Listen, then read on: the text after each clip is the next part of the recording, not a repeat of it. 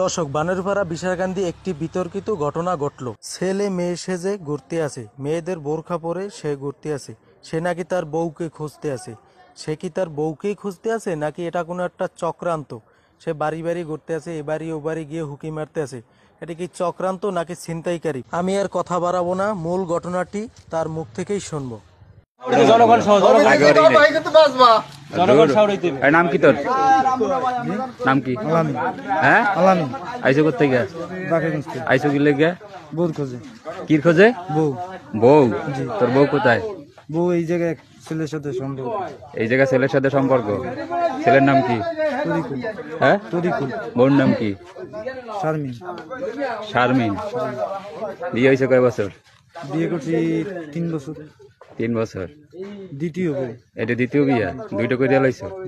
তা বোরকা পরে আইছো কেন? যে এইটা খোঁজার জন্য, যে আসলে এই বিষয়টা পাইনি। আমরা তো দেখলে সরে যাই।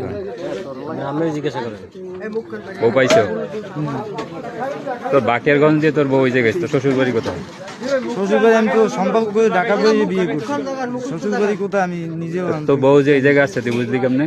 ওই ঢাকা বইয়া ওর সাথে যোগাযোগ ছিল। ঢাকা বইয়ে যোগাযোগ তো এই জায়গায় আসছে, এটা কেমনে বুঝছো? জি, তোর বউ যে এই জায়গায় আসছে এটা কেমনে বুঝছো? ওই পোলার সাথে আমি কথা বলছিলাম ফোনে 2 বার।